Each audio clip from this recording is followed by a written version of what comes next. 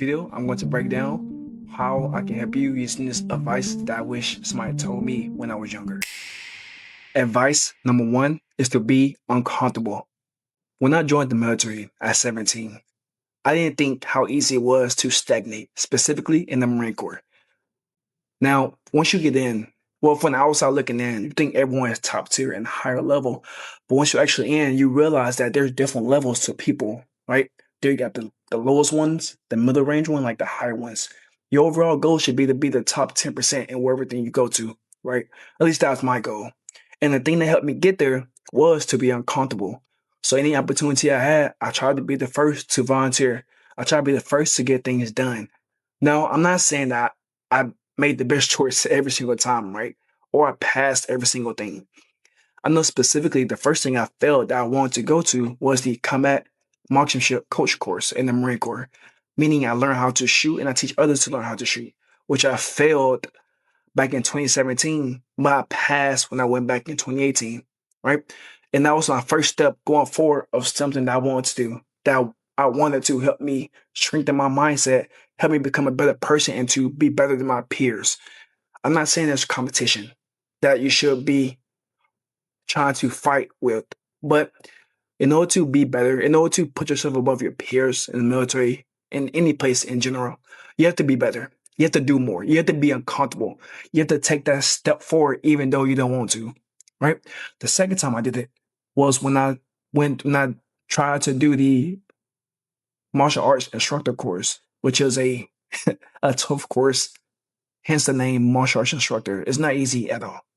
Now, I failed that course back in 2021, but I went back and I passed in 2022, right?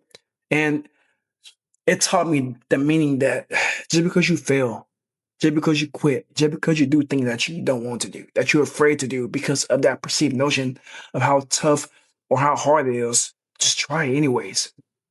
The worst that's going to happen is that you fail, but you can still go back again. The worst that's going to happen is that somebody can tell you no, but then you can try again, just try a different method, right? Be uncomfortable. Don't be afraid. That second advice is to develop a routine. In the military, you get you can be complacent if you want to.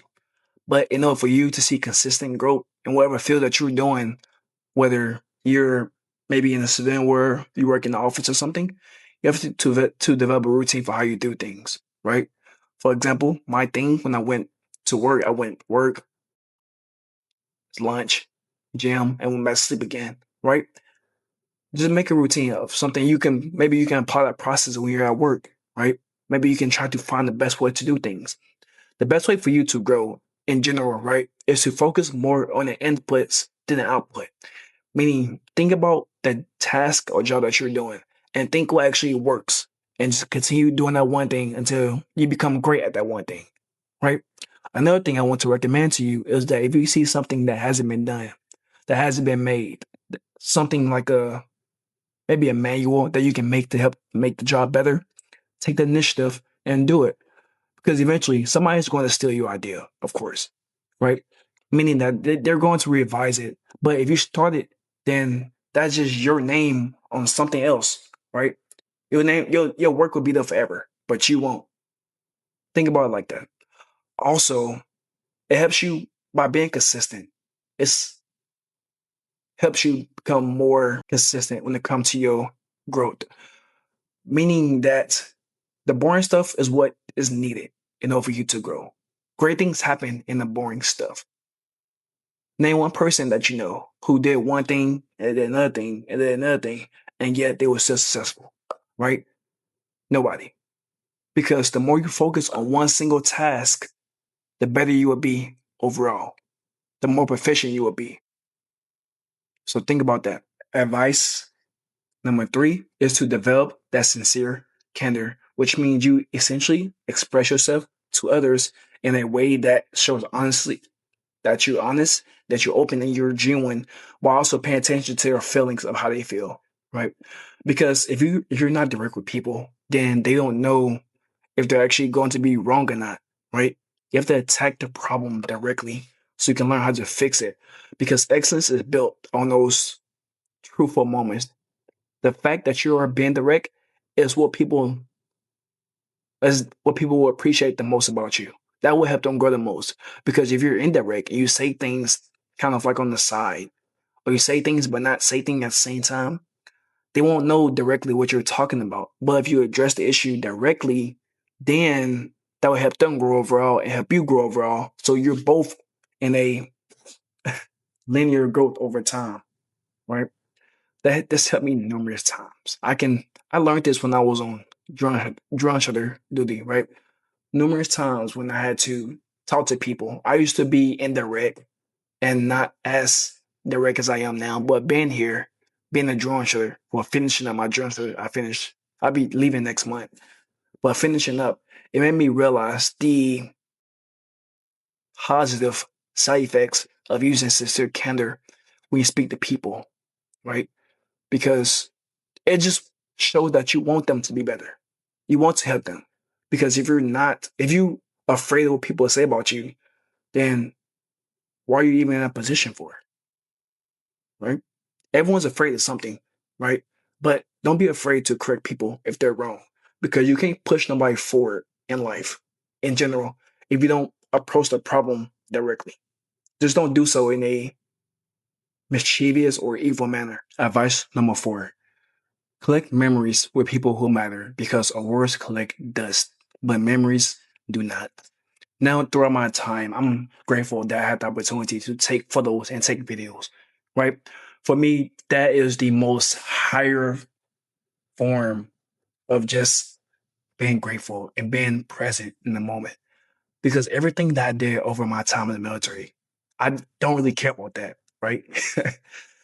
The times that sucked, the times of me and the boys and the girls went through hard times, the struggles, the constant like grinding through, that's what I love. And that's what I want to remember in the back of my head. That's why I'm gonna use the term, I always jump when it comes to taking photos because those are the memories that I will remember forever, right? And they will be in a cloud. So others will remember them forever as well. When I become an old man, swinging on my porch, back and forth my creaky chair, right? I'm going to look back to those memories and think of how those were the good times. The times that you're living now, what age you are, right? These are the good times. So take advantage of them. Take photos with your friends. Because when it's time, go away.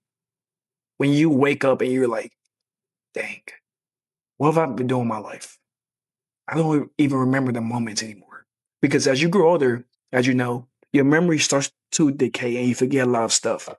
But if you take photos, if you have memories, then those memories will be alive forever inside your mind and in the mind of others.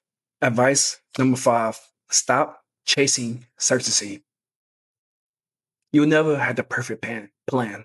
You'll never plan 100% of everything that's going to happen, right? Imperfect information helps you create the imperfect plan because that will always be analysis paralysis, meaning that if you don't have all the facts, if you don't know what's going to happen next, just take one tiny step forward. You don't have to take a big leap. Just take one tiny step, right? If you have to make a decision of, let me just think of an example right quick.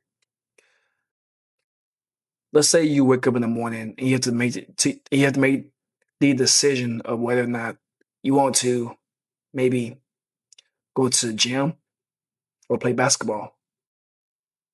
Take one tiny step forward, right? Brush your teeth, wash your face, and then figure out then. Because as you do more things, information just comes to you naturally. It's going to come, but focus on those tiny steps forward instead of focusing on the overall thing. And that's how you go forward in life. Because if you just sit in the bed for a long time and just decide, then you may come to an outcome eventually. But if you just take a step forward and just get up, wash your face, brush your teeth, just do like the normal things you normally do, then you might come to a decision, right? For myself, when I first started this YouTube journey, I wasn't always, or I was kind of indecisive about it because I'm not really a internet type of person, right? I kind of developed this stuff within me. People see me now and they think, how can you do this? Even though you say you're an introvert, but you make videos online, it's easier for me. I don't know. I guess it's a developed skill over time you get. But I learned that even though you don't know everything, even though you don't know how this whole thing is going to work out, just take a step forward in faith, not hope, because hope disappears eventually, right? But in faith in something bigger than yourself or even in yourself, right? Because when you take that step forward, then that's how you grow. That's how you beat others who don't take a step forward because you're not stuck trying to see what would happen if you do this or what happened if that happens. You're just going forward by default. Advice number 6, get brutally honest about your weaknesses. For myself, my top 10 weakness that I can think of right now is the way I speak, right? As you pretty much heard the last few advice, I stutter sometimes. I speak too fast at times. I have a language. I've slurred my words, but that's because I have a speech impediment growing up. My mind think faster than the words that come out my mouth. So usually my words come out when I'm too excited. I have to calm down, for me to match my mind pace to my word pace. So that's my problem, and I'm honest about it. That's another reason why I started YouTube, right? To fix that habit, because I expose myself to criticisms online, to people like you who can judge me, and I can take it and use it to my advantage. Because there's no other place where you can get criticism other than YouTube or social media itself, and that's why I feel you need to be brutally honest on your weaknesses, because that is my main one. Because if you don't become brutally honest on your weakness, then you're just ignoring what can help you grow. Because once you overcome that, if you can, or you use it to your strength, then who knows how far you can grow in life. Advice number 7, build a network of doers, meaning people who execute consistently, not with people who complain all the time, people who always think the bad part about everything, right? The ones who show up even when they don't want to. The ones who try to constantly strive to be better than they were a month ago, a year ago, a week ago, right? Build a network of people like that. That's how you grow overall. I remember this example when we were supposed to do this physical test. I'm in the Marine Corps, and it was really cold outside, and this person kept complaining so much, and I just snapped out of nowhere. I said, "It doesn't matter." My words was not like this; it was a lot more harsh. But I said, "It doesn't matter. We're all here with you. We're all going through the same thing. So whether or not you like it literally doesn't matter. We're literally going to be doing the thing anyways. So just shut up and deal with it, right?" And I didn't realize I did that because I'm not the one to kind of snap like that usually, right? And that taught me that that's why I hate the most, just people who complain, because there's no reason to complain, right? It's gonna happen to you eventually. Complain afterwards. Complain after the fact when everything's done. But when you do it, but when you're actually in the thing, just do it. Just deal with it, right? It's gonna be over eventually. Advice number 8: master one hard skill. For me, I learned my first hard skill that I learned was copywriting, and that was back in 2020 when I was deployed in Africa, right? And I just did it to earn some extra money because the military don't pay us enough. But it was a great investment in myself because from then on now, if that's a word, then on now, I learned the value of how that skill itself can help me grow. I've also did drop shipping back in 2022, and that helped me get far as well. I got up to about, if it matters, I don't really see a point doing money numbers in drop shipping, but I got up until like $10,000, but that was like in the span of like 5 months. right? Was it 5 months? Yeah, $10,000 in like 5 months. So I just stopped it because drop shipping itself wasn't for me. It is a it's good. I'm not saying it's for everybody, but it didn't really align with who I am as a person, right? So that's why I stopped it. But just learning different skills, learn one hard skill, right? It could be job shipping if you want to, coding, copywriting, public speaking, speaking in general. Learn something and find a way to earn your money from it. And who knows, focusing on that one skill only can help you grow overall. And the last advice is to detach from the outcomes, meaning that do work because it aligns with your goals, not because you want like a pat on the head, right? Because that's how you get manipulated, right? Do things that align with who you are as a person, as an individual.